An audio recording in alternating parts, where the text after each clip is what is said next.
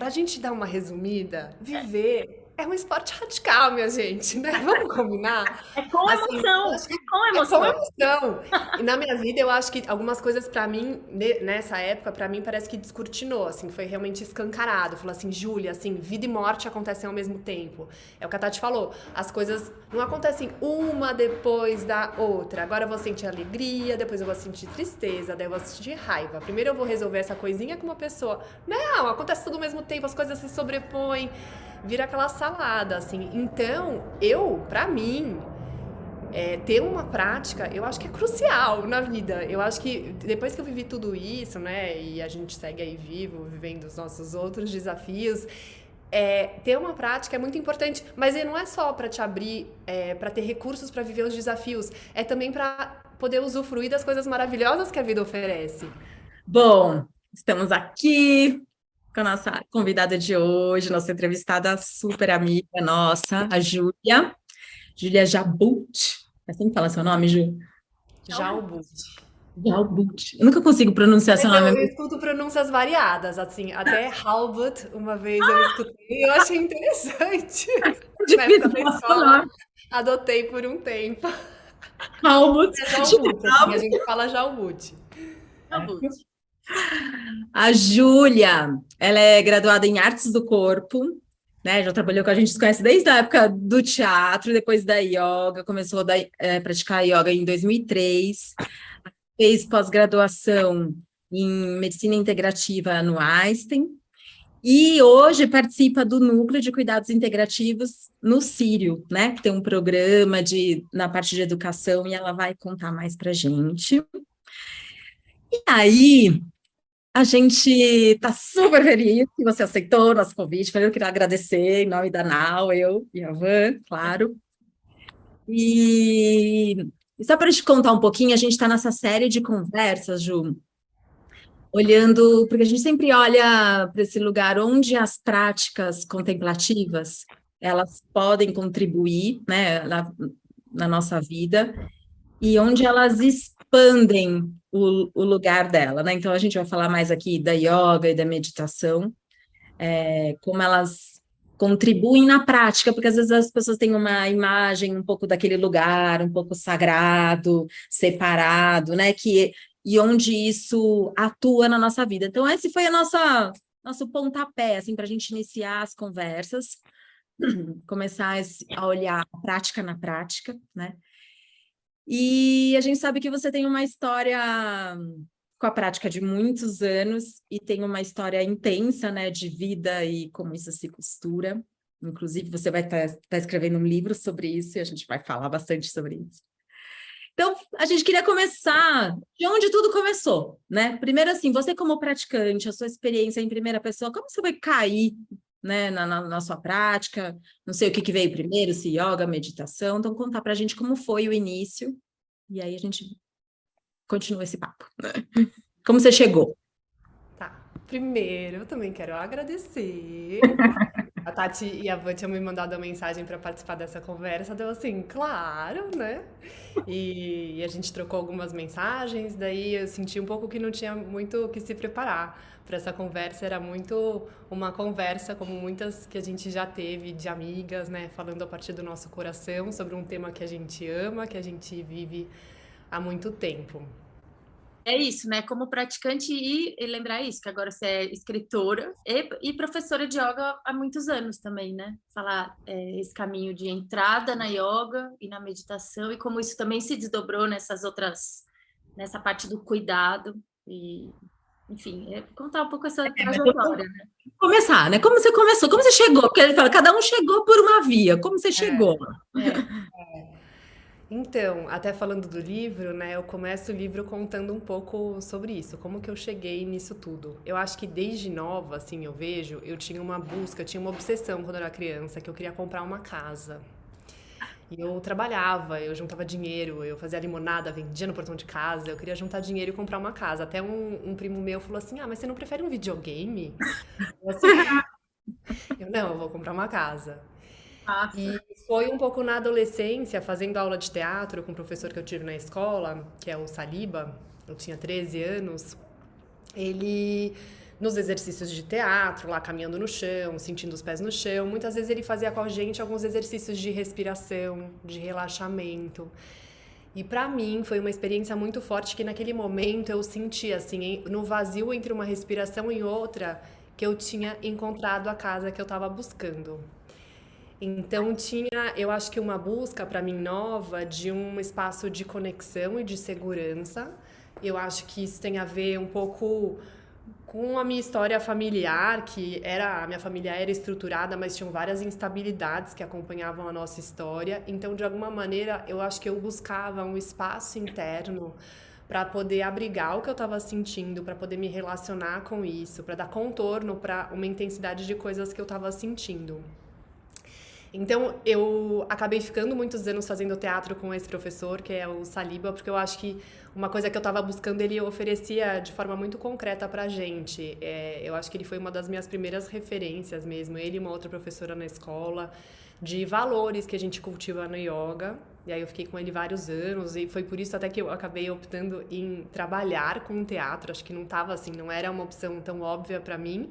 Mas através da arte eu fui me descobrindo. Acho que foi o primeiro lugar que eu comecei a exercitar a escuta, a minha, dos outros. E pra mim foi muito transformador fazer isso. Acho que eu entrei em contato comigo, sabe? E a gente bem sabe que entrar em contato com a gente é entrar em contato com as nossas fortalezas, também com as nossas fragilidades, né? É um mundo de coisas ali. E eu achei interessante esse processo, assim. Achei curioso e foi provocador para mim poder me aprofundar nesse estudo mesmo interno, né? Nessa pesquisa que você falou, Tati, em primeira pessoa.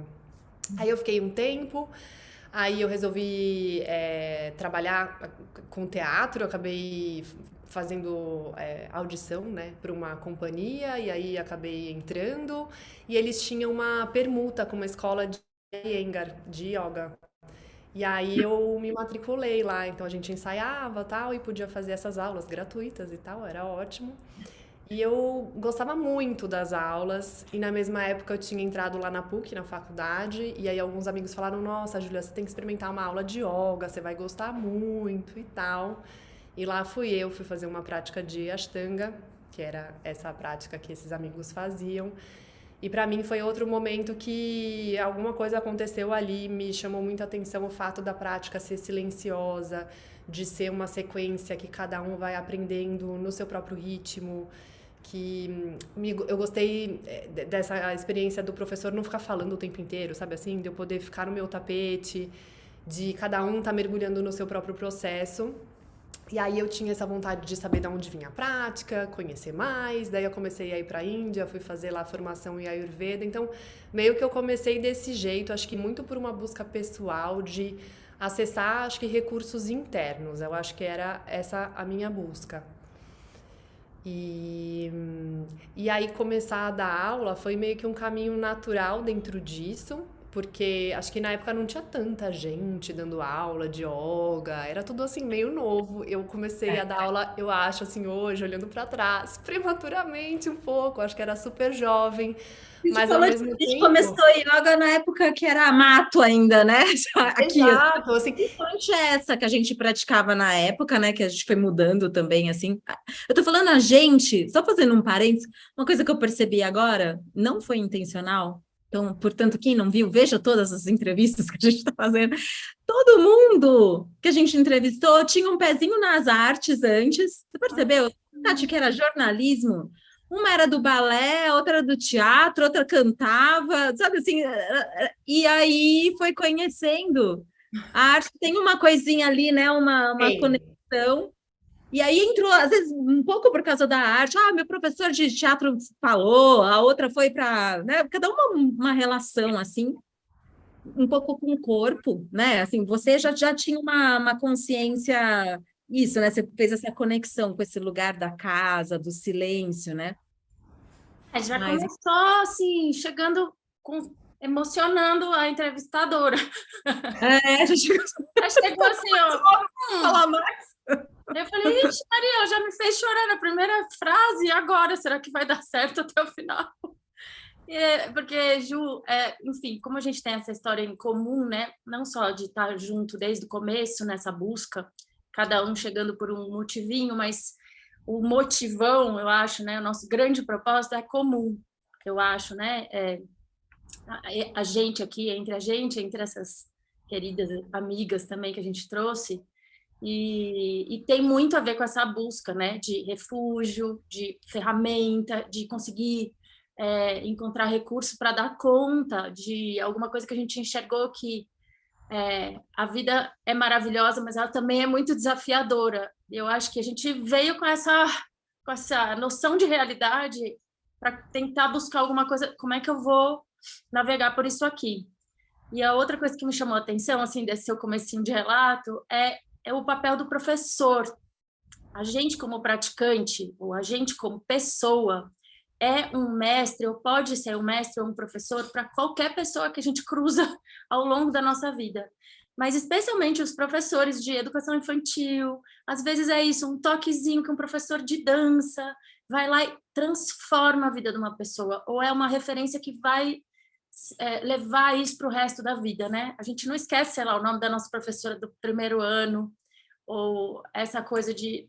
Então, não sei, acho que é honrar um pouco esse papel de transmissor do conhecimento e das práticas, quem veio antes da gente, a gente continuando sendo porta-voz, né? Como importante. Eu acho que isso que você falou, assim, pra mim, me toca muito também, porque eu tive essa experiência mesmo. Eu tive 2 professores na escola que, não sei se dá pra falar, mas acho que dá pra falar. Eles determinaram muito o rumo da minha vida, assim, mesmo, assim, eles são muito importantes. Quando eu fui casar, eu convidei os 2 pra serem meus padrinhos de casamento, porque, assim, eu falei pra eles, assim, muito do que eu tô fazendo hoje é por conta de sementes que vocês plantaram lá atrás, sabe? E não era a Andrea, por exemplo, que é uma das professoras, que foi minha professora da escola, ela ensinava geografia, história, matemática, mas não era isso, assim, era uma postura dela, assim, eu aprendi valores com ela que eu carrego até hoje, assim, foi uma referência pra mim de generosidade, de escuta, de uma pessoa de olhar alguém ali, ela olhava todos os alunos e tentava extrair o melhor daquelas pessoas. Então, assim, pra mim, era alguém que, sabe assim, eu sentava e falava assim, calma, deixa eu prestar atenção, porque tinha alguma outra coisa ali que ela estava ensinando pra gente, sabe? E pra mim foi muito importante. Ela foi realmente uma referência de ser humano, de mulher, de profissional, e que eu carrego até hoje. Eu não lembro das coisas que ela me ensinou de matemática, mas isso é muito forte pra mim mesmo. E eu acho que traz até essa coisa da gente... Às vezes o professor, a gente coloca...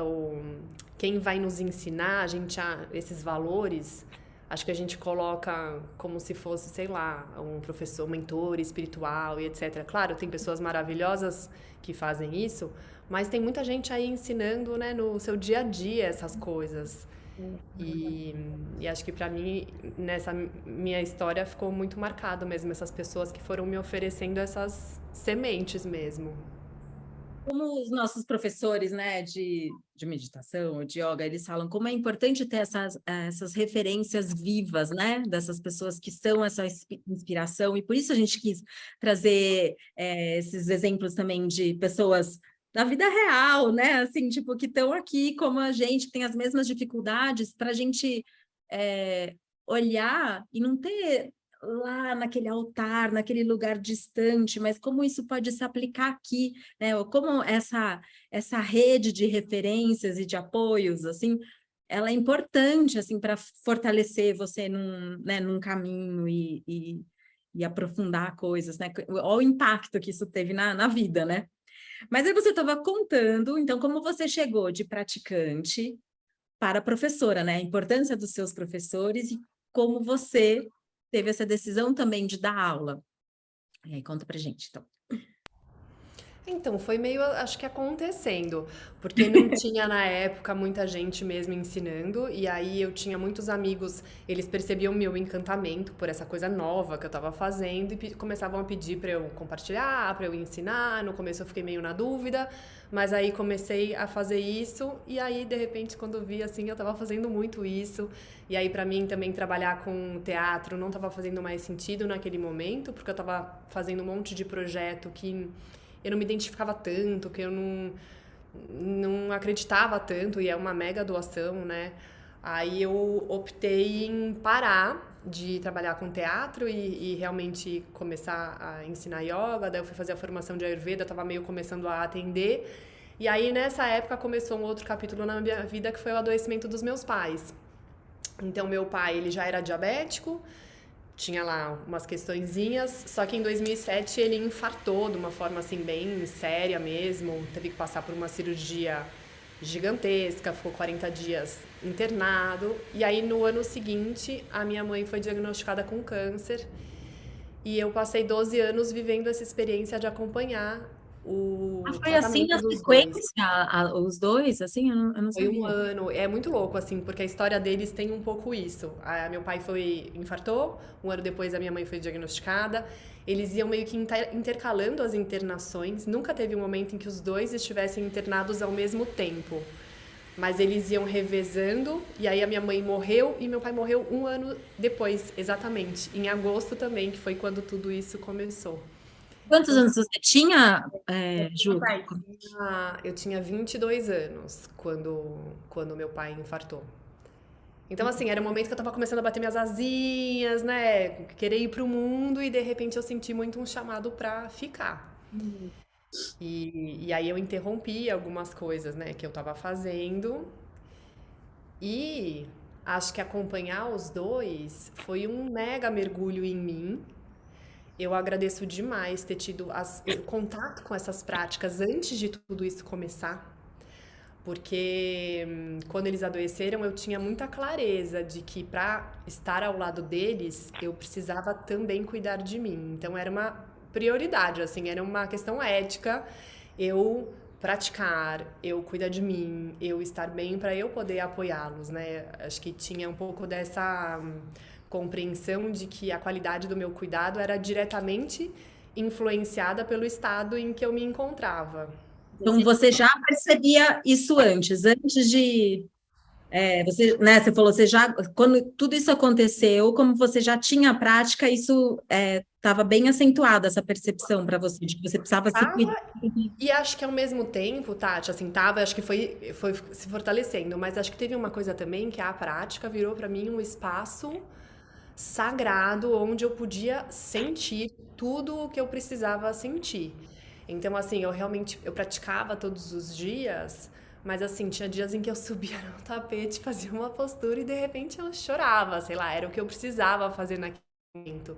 Então foi muito bom ter tido um espaço seguro, né, essa casa, onde eu podia me permitir sentir tudo que eu estava sentindo naquele momento, porque a experiência de acompanhar alguém num processo de adoecimento, alguém vivendo algum sofrimento, ela é muito intensa também. Acho que é como a prática. Às vezes, quando a gente começa a praticar, a gente acha que vai achar só luz, bem-estar, paz, tranquilidade. Aí, quando a gente fecha os olhos, a gente, claro, A cachoeira.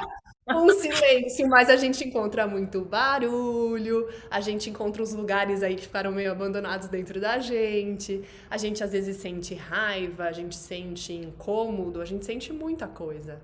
E nessa experiência com os meus pais, eu senti isso, assim, claro, era uma experiência de amor, de compaixão, mas era também de raiva, era de medo, é você ficar mergulhado na incerteza, você não saber quando isso vai acabar, ansiedade. Frustração, né? Frustração disso. Eu tô abrindo para a vida e aí eu tive que ficar, né? Exatamente. Então, assim, a prática foi, assim, minha aliada, sabe? Era um momento que, assim, tá, deixa eu respirar, deixa eu me conectar comigo. Então, foi muito importante. E eu acho que tinha, assim, como o Ayurveda traz essa coisa do dinacharya, da rotina diária. A gente tinha lá no Ashtanga aquela disciplina que chegava até a ser rígida, né? Também, mas que de um lado, assim, me ajudou a ter essa coisa assim, não, tem que praticar todo dia, faça sol, faça chuva, vamos lá. Me ajudou. Ô, Ju, mas você falou uma coisa importante, assim, porque às vezes as pessoas, acho que você traz esse relato, e também agora, como a gente está fechando o ciclo com você nessa semana, que a gente conversou com várias mulheres incríveis, muita gente traz desse lugar, né? Era o meu lugar, o meu momento, né? Esse lugar de silêncio, né? A gente não combinou, mas essa é uma tônica, assim, né? Que todo mundo tem em comum. Ao mesmo tempo, isso que você fala é interessante. Você pode ver, não é um lugar de fuga, assim, né? Você fala, não é um lugar que eu vou ali para dar uma relaxadinha, né? Como a gente faz, eu vou ali tomar uma cervejinha para dar uma relaxada, eu vou ali no meu happy hour dar uma relaxada. É um lugar De do ser, encontro, né? mas um lugar de encontro, né? O que você está contando e o que a gente entende e sente em primeira pessoa da prática também. Tanto que você fala, mas o encontro a gente não sabe exatamente do que, né? Às vezes Vai controlar. é maravilhoso, né? Que a gente se sente melhor, mas ao mesmo tempo tem um lugar maravilhoso de você encontrar, puxa, se tem uma coisa aqui me incomodando que eu não estava vendo, você poder olhar e acolher justamente para poder ver o que você vai fazer com ela, né? Então, acho que essa percepção que você tem, que às vezes a gente de fora olhando, nossa, né? Tá acompanhando os pais, parece que vai vir uma emoção, né? Vai vir a tristeza. Não, olha o mix, né, de emoções que vem. E você ter espaço para olhar e acolher. Mas você teve ajuda nesse momento também, Ju? Você acha que a sua ajuda fundamental foi a prática? Como aconteceu isso para você? Porque a gente olha, às vezes, né? Por isso que a gente fala assim, né? Com o CB, que a gente vai falar também, né? Que você também tem essa pós-graduação, né? Que é o Cultivating Emotional Balance. A gente ter esse espaço para olhar, para ter escolha do que você vai fazer. Porque senão você vai sendo às vezes, só levado por essa emoção, né? Então, às vezes eu tô lá com tristeza junto com raiva, tristeza junto com frustração, tristeza junto com medo. Mas tem escolha de como você pode encaminhar, né? E como é que você vai perceber como foram as suas escolhas, assim, para lidar com tudo isso.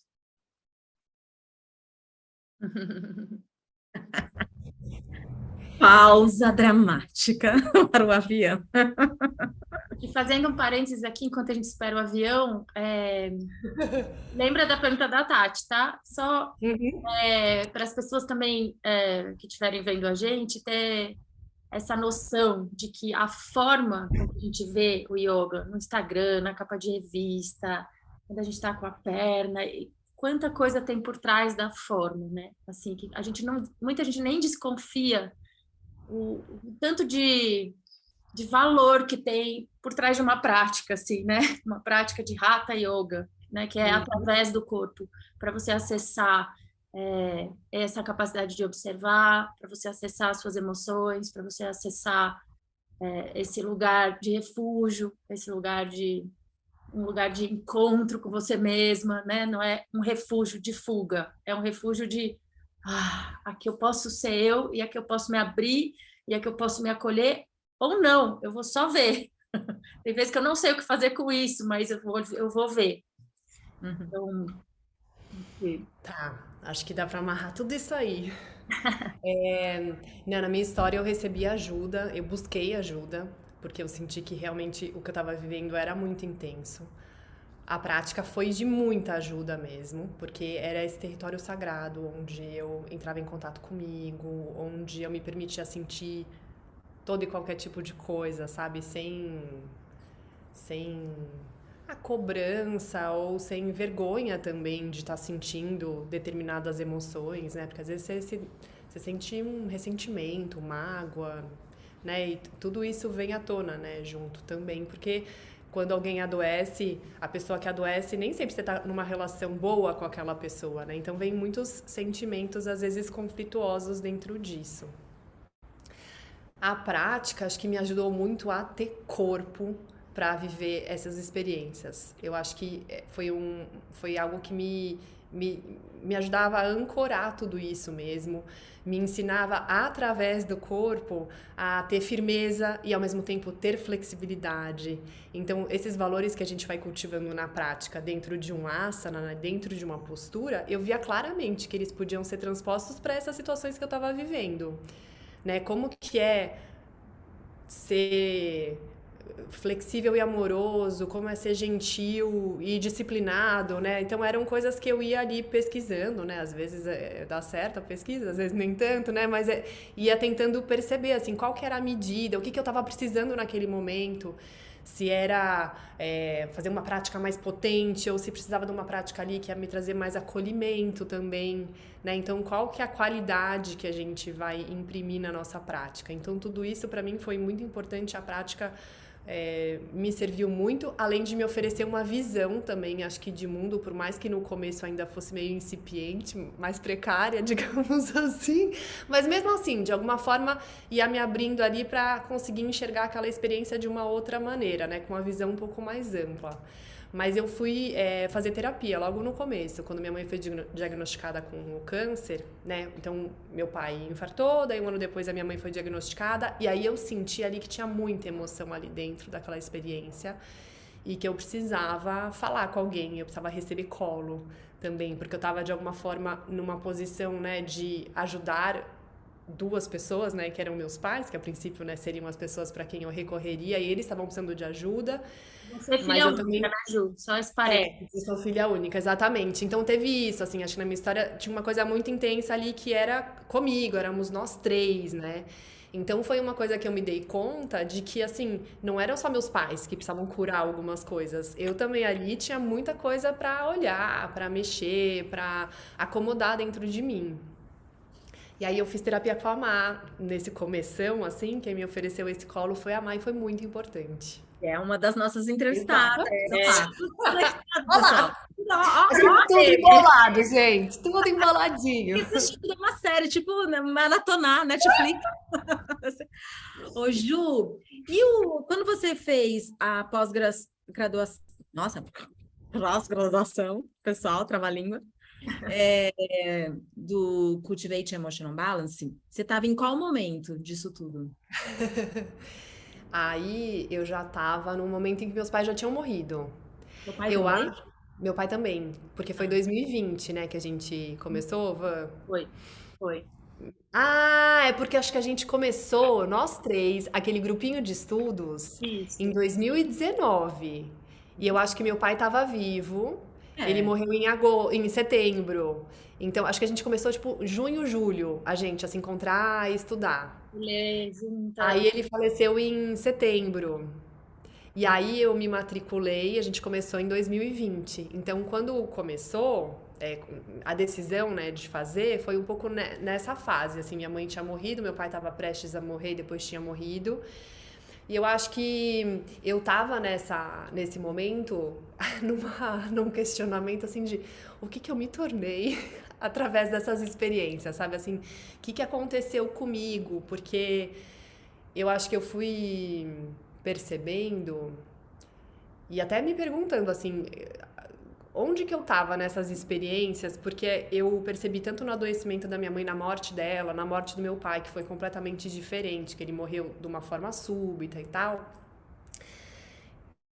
Eu percebi em mim, assim, que tinha um lugar, ao mesmo tempo em que eu tava sentindo plenamente o que estava acontecendo, assim, e eu me questionei sobre isso, assim, nossa, será que eu tava ali sentindo? E eu tava sentindo e tal, mas ao mesmo tempo tinha uma coisa de observar, de conseguir ter uma calma naquele momento. Então foi um momento que eu tava me questionando assim, gente, o que essas práticas fazem com a gente, sabe? Porque eu senti isso, assim, que tinha uma qualidade ali, teve alguma coisa que eu acho que eu fui cultivando através das práticas que permitia com que eu me relacionasse com o que estava acontecendo, mas ao mesmo tempo me permitia ter também uma tranquilidade, assim, eu não estava desesperada, Eu lembro que eu eu conseguia percebi. estar naquele momento, assim, sabe? É isso, era um momento que era difícil, era também bonito, e eu consegui estar lá. Ju, Então, eu fui. eu lembro disso me chamar a atenção, assim. Eu falei, essa mulher tem uma musculatura, a gente chama isso hoje em dia de musculatura, mas na época eu não sabia. Eu falava, ela tem uma capacidade, ela tá com uma força interna que não é de alguém que está fugindo, é de alguém que está vivenciando, que está conseguindo apreciar o que tem de bom, integrar tudo, conseguir manter o seu próprio centro. Eu lembro que eu me admirei com isso, assim, especialmente nessa época, quando seu pai morreu.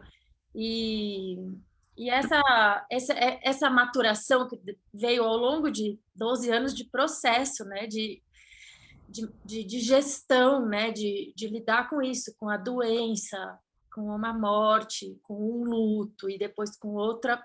São coisas muito densas. Num período da vida que você está muito, né, entre 20 e 30 anos. É muito forte essa experiência, né? Assim, que bom que você teve recurso, apoio, mas de fato deu para ver que você criou para lidar com tudo isso. Tanto é que a hora que você fala, não parece algo pesado, né? E é um tema tabu para a maioria das pessoas, falar sobre morte, falar sobre luto. Quer dizer, e ao mesmo tempo, assim, tudo que a Ju fala sobre isso, ou escreve sobre isso, a gente, né, super... Eu leio o post da Ju, você vê que tem muita, não é sem emoção ou sem sentimento, né? Mas, assim, tem uma compreensão, tem esse olhar, né, do viver em primeira pessoa e essa compreensão junto, uma clareza. Agora, eu só queria fazer um parênteses aqui, porque a gente está falando aqui nomes, né? E daí fez o CB, aí a prática, só para a gente contextualizar de que prática que nós estamos falando, porque, então, para quem não acompanhou os outros, a gente vai repetir isso sempre, mas a gente fez a mesma formação, a mesma pós-graduação aqui no Einstein, em São Paulo, que é um programa para professores desse programa que chama Cultivating Emotional Balance. Só contextualizando quem não sabe, ele foi um programa criado a pedido do Dalai Lama, né, para juntar práticas contemplativas, no caso, meditação, vários tipos de meditação, junto com neurocientistas, com psicólogos, eles formaram um grupo para olhar e para discutir como a gente podia ter mais ferramentas para olhar para as nossas emoções destrutivas, né? Quando elas se apresentam de uma forma destrutiva, porque emoções, é isso que a Ju estava falando, elas sempre vão aparecer, a gente vai ter raiva, medo, e elas não vêm uma só, a vida não espera, não, agora você vai viver esse lancinho aqui com a sua mãe, esse lancinho com seu pai, o resto vai ficar tudo quietinho, não, é tudo junto, ao mesmo tempo, tudo acontecendo, mas como é que a gente pode ter mecanismos, né, ferramentas e estrutura para lidar com essas coisas, né? Criar essa musculatura que a Van está falando. E as práticas contemplativas, elas têm uma grande força, é isso que eles foram vendo com o tempo, né? E foram medindo agora com a ciência e fizeram um programa, esse programa que a gente está falando. E nessa época, então, você estava junto com as suas práticas, quando a gente fala prática, mais a prática de yoga, né, regularmente, mas também incluiu, acho que talvez com mais regularidade, as práticas de meditação, que são as práticas indicadas no curso, no programa. Então, eu queria que você falasse um pouquinho dessa experiência, assim, como foi também a meditação como âncora, como prática âncora dessa época? O que você sentiu, assim, em primeira pessoa de qualidade, de efeito, de impacto, sabe? Que esse tipo de prática teve para você? Do que a prática que você já vinha tendo. Sim.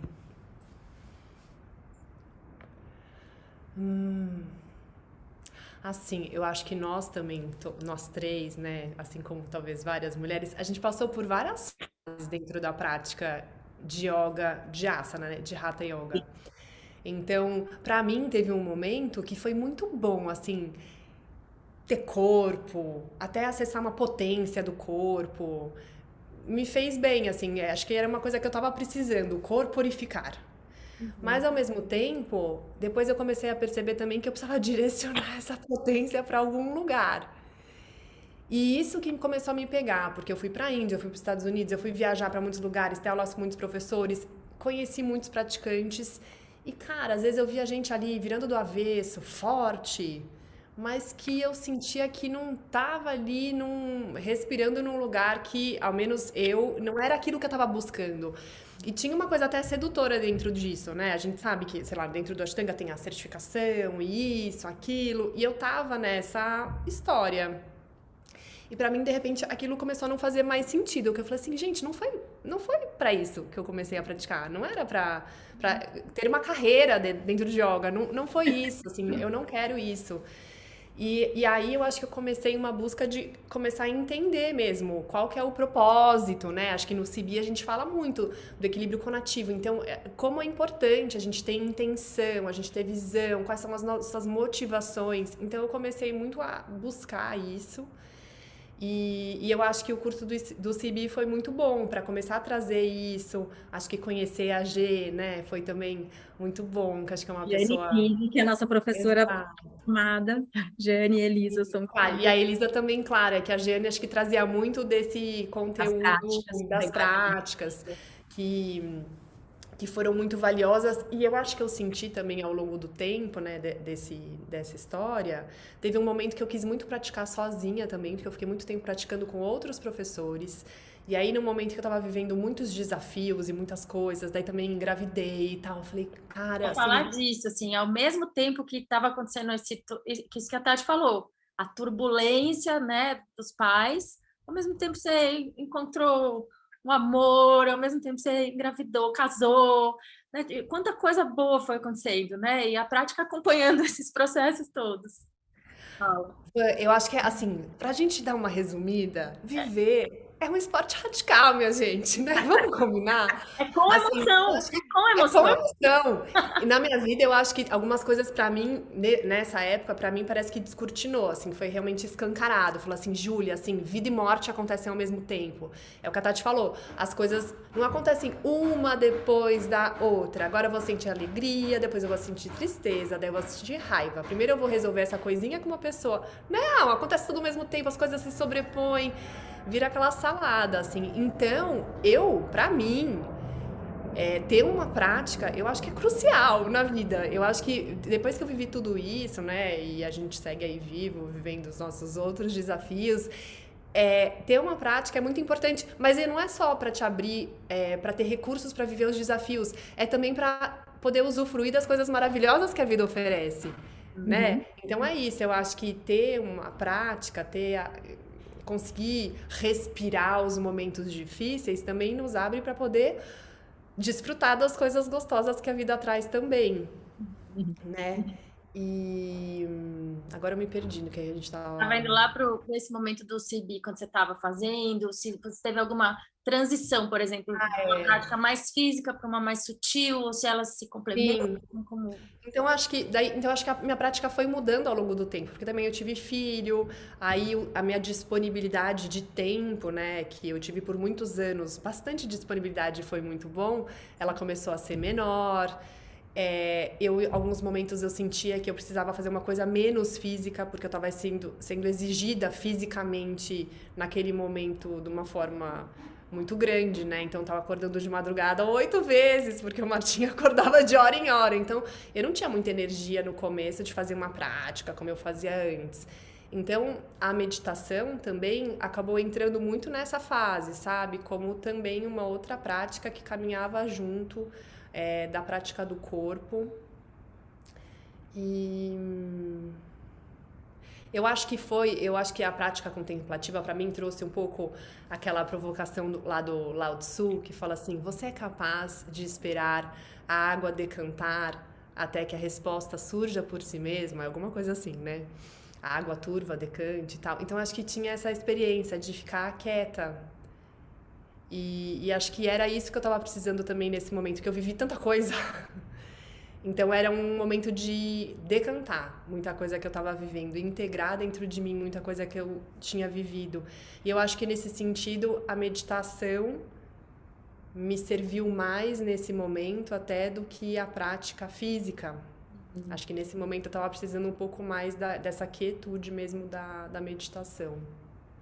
Isso foi uma coisa que a gente foi sacando, assim, também, acho que até quando a gente pensou, né, no que a gente pode oferecer, né, aqui pela Nau, para as pessoas poderem praticar, porque acho que cada um está num momento diferente, exatamente, né, assim, então, às vezes, e você pode começar por muitos caminhos, assim, né? Por muitas portas de entrada. Obviamente, a gente não tem todos, né? Mas do que a gente conhece, como oferece que se conectem com o CIB, então, de fazer essa intenção de conhecer as suas emoções e ter uma prática que tem essa intenção de cultivar o que você está ali pesquisando, investigando sobre essas emoções, que você está abrindo esse espaço seguro para sentir, para olhar, né? Você tem muitos jeitos de começar, assim. É muito. Acho que até fazendo essa analogia também, né, da coisa da musculatura, né, a gente pensar também que tudo aquilo que a gente exercita no tapete não fica restrito só ao tapete, né, pensando até na musculação, você vai, faz um exercício pro músculo, você não vai ficar forte só na 1 hora, meia hora que você tá levantando o peso, esse músculo vai te acompanhar, né, então acho que essas qualidades que a gente vai cultivando, né, atenção, escuta, compaixão, abertura, curiosidade, não tem como, assim, 1 hora, eu acho que isso começa a esparramar na É. vida, sabe? E eu acho que isso também eu fui sentindo, né, ao longo do nosso tempo, como a prática começou a ficar mais integrada na vida. Porque no momento, eu acho que era um pouco ali, naquele nosso momento do tapete, nas 2 horas e meia que a gente ficava lá meditando, fazendo as posturas, tinha um pouco isso. Mas com o tempo, né, foi remexendo na nossa vida, né, e assim, na nossa vida, casamento, relacionamento, trabalho, né, tudo foi A mudando prática ela de vai se lugar. esparramando na vida, né? A professora Lia sempre fala isso assim, deixa a prática esparramar na sua vida, se espalhar. E Você aí não fazia sentido, né? Naquele tempinho ali, o resto das, das 22 horas do seu dia, a né? gente fala muito isso também, que hoje em dia, né, já com algum tempo de prática, de experiência, a gente fala também não é só naquela hora que você treina aquilo que você quer que cresça em você, né? 1 hora perto de 24 é pouco. Então, à medida que a gente vai tomando consciência que as práticas não são só isso aqui, que é que você... Então, se eu estou treinando atenção, eu posso treinar atenção comendo, ouvindo, estando onde eu estou com toda a minha presença, apreciando o meu alimento. Enfim, a gente pode treinar ao longo do dia por vários poros, né? Como a Tati está falando, por várias vias, não só ali naquela prática que a gente chama de formal, ou em cima do tapete fazendo asana, ou na almofadinha meditando. Então, é muito legal essa via de mão dupla, né? Que você treina no tapete, isso se espalha, e você também treina fora, e isso vai se complementando como mais força, né? Ô, Ju, e aí, como você foi levando isso tudo? Então, a gente tem caminhos meio parecidos, né? E, assim, a yoga, a Ayurveda, sempre teve esse lugar de interesse e ampliação do conhecimento, e ampliação do autoconhecimento e a, o prazer nas trocas, né? Então, essa coisa de, tipo, virar professor, aconteceu a mesma coisa comigo. Era tão entusiasmada com aquilo que eu estava fazendo, me fazendo bem, que as pessoas falavam, me ensina aí.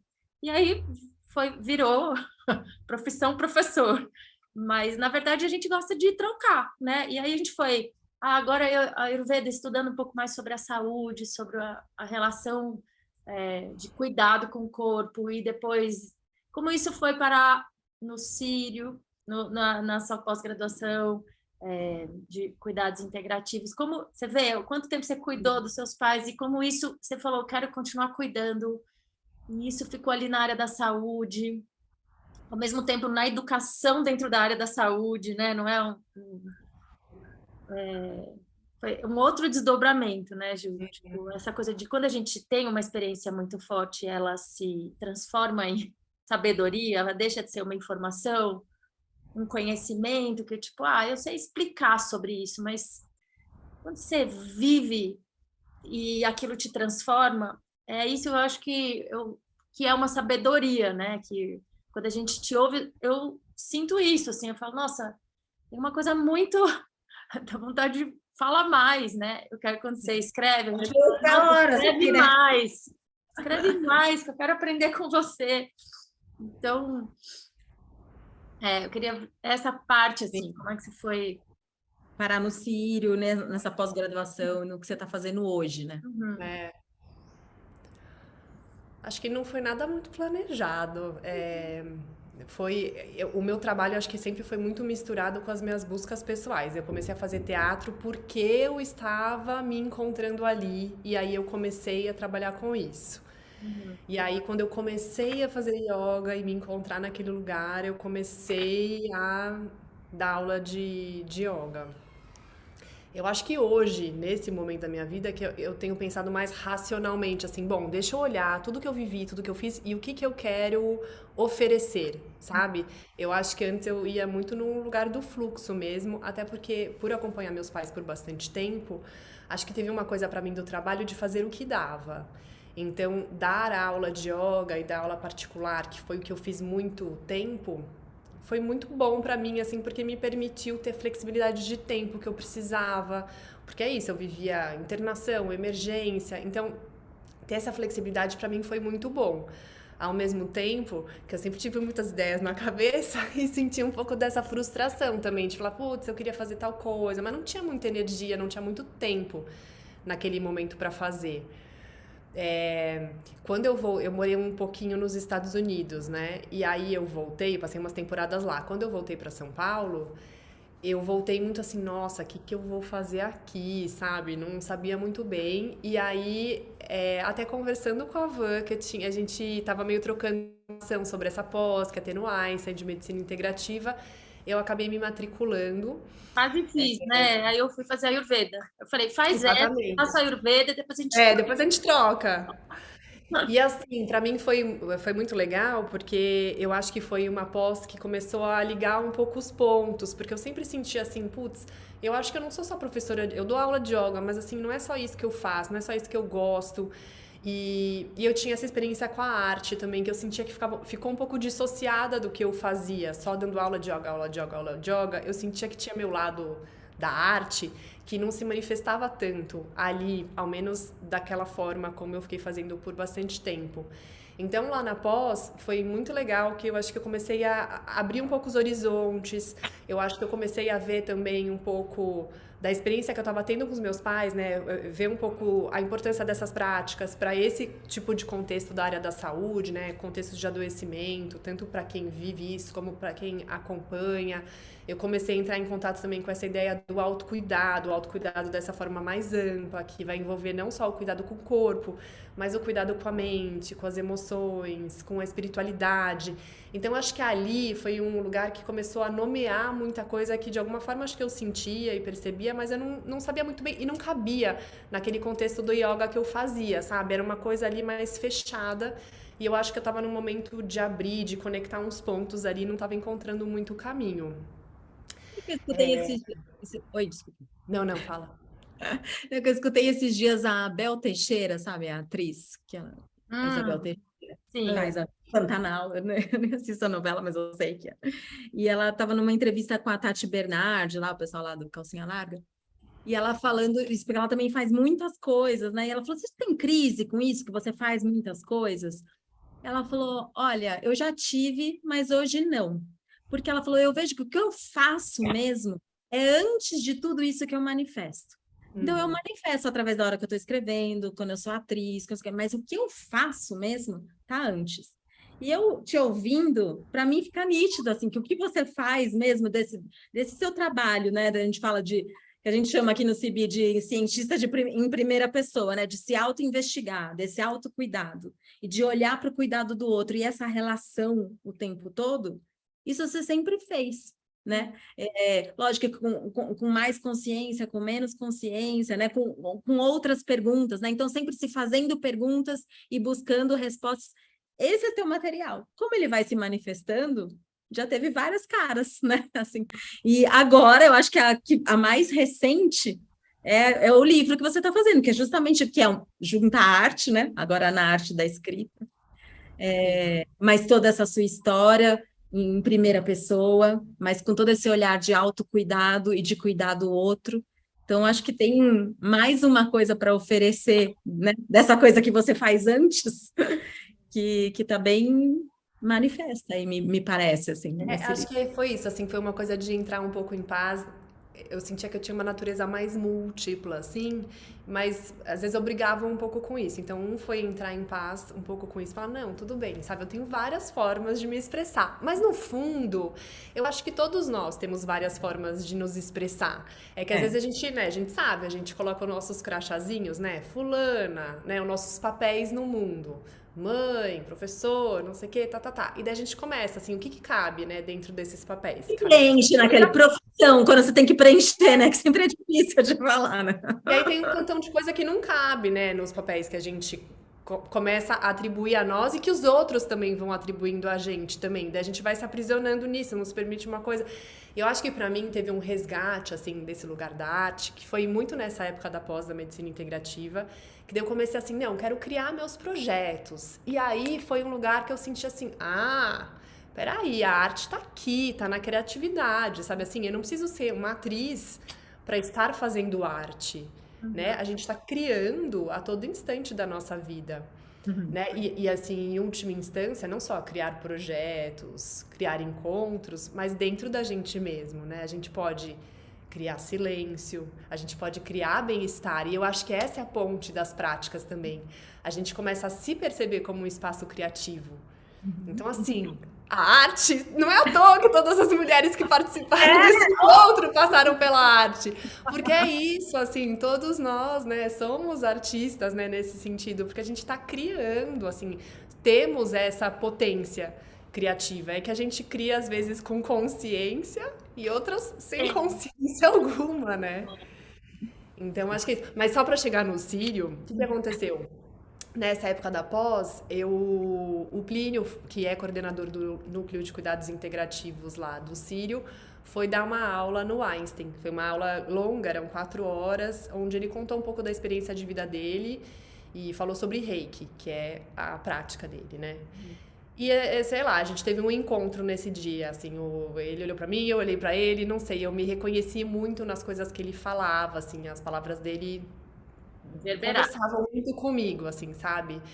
E aí a gente se conectou nesse dia e foi meio natural. Eu comecei, ele foi dar um curso, daí eu fui fazer, daí tinham as reuniões científicas do Círio, eu comecei a acompanhar, daí ia começar um projeto lá, ele me chamou para primeiro ir acompanhando, para ir me aproximando. E aí, quando começou a história de ter uma pós-graduação lá, ele me chamou para acompanhar esse processo de criação do currículo e tal, e aí eu comecei a trabalhar lá. Mas foi muito assim, sabe? As coisas foram acontecendo. E... Então, acho que eu tô nesse momento de muita coisa que eu acho que eu fui vivendo, começar a se acomodar em lugarzinho, sabe? Tomar forma. Então, o livro, acho que vai ser uma forma de trazer um pouco dessa experiência. Lá no Quando Círio que tem lança o livro, Ju? Vai lançar. Vai ser no ano que vem, a gente estava até conversando hoje sobre isso. Acho que vai ser maio do ano que vem. Porque tem um... tô feliz! A gente também está sentindo alegria empática. Muito legal. Acho que porque tem um tempinho, assim, eu não sabia de nada disso, né? Antes, não sabia como funcionava, mas assim, agora eu entrego o manuscrito, né, que é essa primeira versão para eles. Eles vão ler, daí eles me devolvem com alguns comentários, porque eles podem sugerir alguma mudança, ou que eu mude uma coisa, acrescente outra, né? Tem essa parte. Aí eu faço esses ajustes, mando para eles, aí passa por revisão ortográfica e tudo mais. Então tem um pessoal, assim, que vai deixar ali redondinho. E aí depois entra essa história de escolher capa, projeto gráfico, e aí planejar essa história do lançamento. Então eles precisam de um tempo mesmo para fazer isso. Então acho que deve nascer mesmo maio do ano que vem, mais ou menos. Ô, Ju, então se a gente fosse preencher a sua profissão, seria professora de yoga, coordenadora... Eu nunca consigo preencher isso, Van. O que você coloca? Até agora, a gente foi para Portugal, eu e o Diogo, a gente foi para Portugal. Eu até encontrei a Tati nessa viagem. E aí, assim, sempre que a gente ia num lugar, não sei, às vezes conversava, tal, daí a pessoa perguntava, o que você faz, sei lá. Eu sou professora. Eu não sei, nunca me sinto muito, não é bem isso, mas assim, para simplificar, eu falo, daí, professora de yoga. Daí, uma hora o Diogo falou assim, Ju, mas por que você fica falando que você é professora de yoga? Você não é professora de yoga. Olha aí, é verdade, porque a gente... Não sei ainda dar nome, não sei nomear, não sei o que é. Mas é isso aí. Você é um espaço criativo no mundo. Exato. Pode responder assim. É isso, Júlia. Espaço É mais criativo é confortável pra gente. Pode ser tudo. Ai, Ju, Funciona. Ai, gente. que delícia de papo. Olha, a gente poderia ficar muitas horas aqui conversando com você, porque a gente sabe que, bom, dá muito, muito pano para manga aqui, mas também estou um pouco aqui de olho no seu horário, que eu sei que você tem um filhote na escola para buscar. Não sei se a Van quer perguntar mais alguma coisa. Tá tudo certo? Eu assim, por mim, Eu quero agora perguntar de vocês, como é. A entrevistada começa a perguntar pra gente, né? Olha, agora Então, não avisaram vocês, mas hoje é uma entrevista especial que agora a gente começa. Eu vou perguntar pra vocês. pergunta aí pra gente. Não vai terminar comigo, na verdade. Não, mas é que de fato é uma coisa cíclica mesmo, porque a gente se vê muito em você, você tá na gente, né? Nossa história se entrelaça em muitos pontos e a gente começou com essa busca lá atrás. A gente está chamando de 20 mais de 20 anos. E nessa época a Ju era baby, mirim. Mirim, ela era muito mais nova que a gente. E a gente já achava ela assim fora da curva, porque ela tinha uma maturidade para 20 anos, que você falava, ixi, a gente brincava que eu falava, vamos correr atrás porque a gente precisa chegar na Júlia. A gente tivesse começado com 20 anos com essa cabeça da Júlia. E aí eu senti essa coisa, né? Eu falei, nossa, a Má também, que falou aqui com a gente, quem teve, por isso que eu acho que é importante a gente incentivar esse tipo de educação emocional, que é o que a gente está tentando oferecer desde muito cedo, né? Porque o acesso que você teve lá, esse primeiro pirlim-pim-pim ali com 13 anos, 15 anos, a Má também falou com 13 anos, a Sofia falou também, foi uma aula de dança. A sabe? Bela, com 14. Foi todo mundo assim, com um despertar que quase encaminhou para uma vida de riqueza, né? Que começa muito cedo, né? Então, assim, a gente às vezes não está com esse olhar até para os nossos filhos ou dentro da escola, né? Hoje em dia já está tendo esse espaço, mas eu queria, acho que, ressaltar assim, por quantos pontos a gente tem que olhar, né? Olhar para as crianças, olhar para os adolescentes. Quem é mais velho e não começou ainda, comece de onde Dá vocês tempo, exato. pessoal. Nossa, agora muito, muito, muito. E também para as pessoas mais velhas, assim, porque tem muita gente que está despertando agora, né? Já fez essa correria toda da vida, sem tempo para olhar, para se cuidar, dedicou muito a vida para cuidar do outro, da família, dos filhos, e aí agora se vê, às vezes, naquela síndrome, a gente ainda vai passar por isso, né? Do ninho vazio. Tipo, e agora? Eu criei meus filhos, estou sozinha com meu marido, com meu parceira, e às vezes sozinha mesmo com meu cachorro. E aí você olha e fala, e agora? Né? E a todo momento dá para a gente parar, eu acho, e fazer esse encontro com a gente, assim. E ele sempre vai te levar para um ponto, assim, não para um ponto além. Eu não vou falar melhor, pior e nem para frente. Vou falar além, assim, mais amplo. Eu acho que a gente, essa coisa da criatividade me remete muito a essa amplitude que a gente fala, que a gente cultiva também nas práticas, né? Como eu posso abrir espaço no corpo, abrir espaço na respiração, abrir espaço para sentir, me permitir sentir, abrir espaço para sentir o bom e o ruim, abrir espaço para ver a realidade como ela é agora, sem me trazer só as minhas bagagens assim rígidas, pesadas, e falar, abrir espaço para eu poder botar minha mochila no chão e falar, vamos lá, o que tem para hoje? Ter essa abertura, sabe? Então, acho que esses nossos encontros, eles mexeram muito comigo essa semana, assim, cada um que a gente teve ficou reverberando assim em cada encontro. E é isso, são pessoas que a gente já conhece há 20 anos. Mas eu estou ouvindo você aqui, Ju, e eu ouvi cada uma das nossas convidadas com um ouvido assim muito limpo, assim, muito assim, a primeira vez que eu vou ouvir a Júlia nessa idade, com essa experiência, nesse momento de vida, com esse cabelo, com essa pele, porque vai passar. Se a gente for se encontrar amanhã, a gente já não vai ser mais essa de hoje. Então, eu acho tão rico assim a gente conseguir perceber que cada momento é único e precioso, assim, e para a gente tentar não desperdiçar, sabe? Assim, usar, se inspirar e aproveitar mesmo, assim, tudo que tem. Deixar os espaços abertos, as perguntas abertas. Então, eu queria, se você tiver mais alguma coisa, assim, para acrescentar ou finalizar com a gente, assim, aquelas... Acho que eu falei um pouco das ajudas, né? O que foi importante para mim, as práticas foram muito, foi a terapia e foram muitas pessoas que eu fui encontrando, né, ao longo do caminho, os profissionais, mas acho que uma das grandes ajudas foram os amigos também, assim, sobretudo acho que esses amigos que estavam de alguma forma nesse lugar, né? Então, para mim, nessa experiência de encontro comigo, também foi muito importante encontrar outras pessoas que tivessem também olhando nessa direção. Para mim, acho que me fortalecia muito também poder falar sobre esses assuntos também com pessoas que acho que tivessem um tipo de compreensão, abertura também sobre isso, que tivessem dispostas a escutar, né?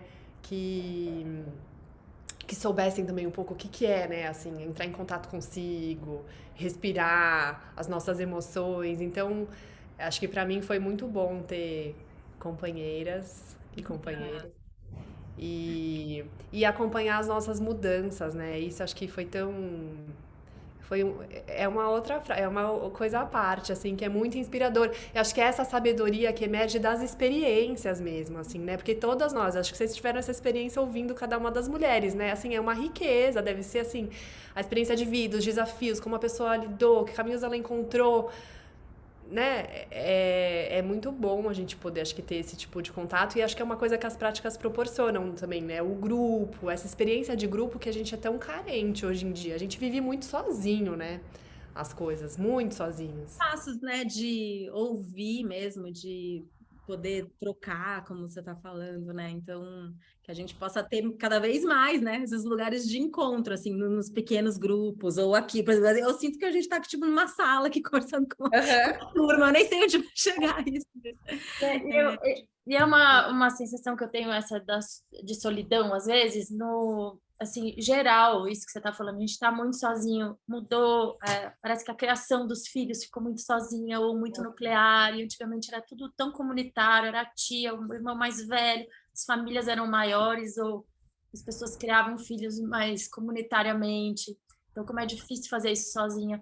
A gente encontrou rede de apoio na gravidez, depois, sabe isso? Conversa com outras pessoas que estão passando pela mesma coisa que você, seja o que for, seja a gravidez, seja um parto, a gente trabalhou com grávidas juntas, né? Seja no pós-parto, situações difíceis, eu me separei, eu perdi alguém, assim, que as pessoas entendam que essas trocas são muito importantes para dar essa sustentação, e que a gente não está sozinho, e a gente só tem essa experiência de não estar sozinho quando você fala... né? Alguém que nasceu com um filho que tem um problema encontra lá outra pessoa do outro lado do mundo que fala, o meu também tem esse problema. Isso dá um alento. Você fala, puxa, eu posso respirar junto com essa pessoa aqui com esse problema. Já alivia. Então, o jeito de, às vezes, levar alívio, assim, é através desses encontros, das trocas, né? E desses apoios, Humanidade compartilhada. Humanidade compartilhada. A pesquisa que a gente estudou lá, a mais longa do mundo, sobre felicidade, que né, o resumo da pesquisa é as relações, né? Isso é um grande preditivo aí de felicidade, de boa saúde, né? Enfim. E viver isso, né? Agora, nesse mundo muito dividido, ou então muito internet, ou então muito rápido... É como a gente, às vezes, a gente mesmo, é difícil encontrar espaço para esses encontros ou presenciais, ou mesmo esse aqui, que a gente podia ficar horas, né?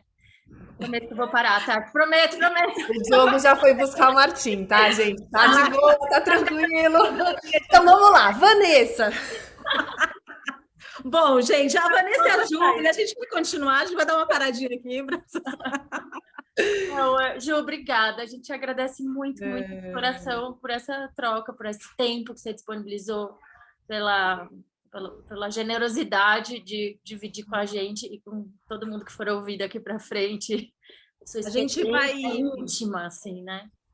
colocar depois o seu endereço, sua roupinha, quando a gente for divulgar essa entrevista, porque também sigam a Júlia, que ela vai falar mais sobre o livro dela e tudo que ela está fazendo, que é tipo... Acompanhe. Acompanhem. Acompanhe. Eu nem sei. Clique no canal, deixa o seu like. Clique no sininho, clique no sei o quê, aperte aqui. Sininho não tem nada, a gente só vai deixar esse presentão, que são essas conversas, assim, que são preciosas para mais gente mesmo. Então, super obrigada, Ju, grande beijo. Obrigada também, vocês, e sucesso aí nos projetos, nas coisas. Muito gostoso estar junto, conversar, trocar. Seguimos conectadas. Ah, Beijo, Ju, obrigada. obrigada, Beijo, tchau. Ju. Beijo.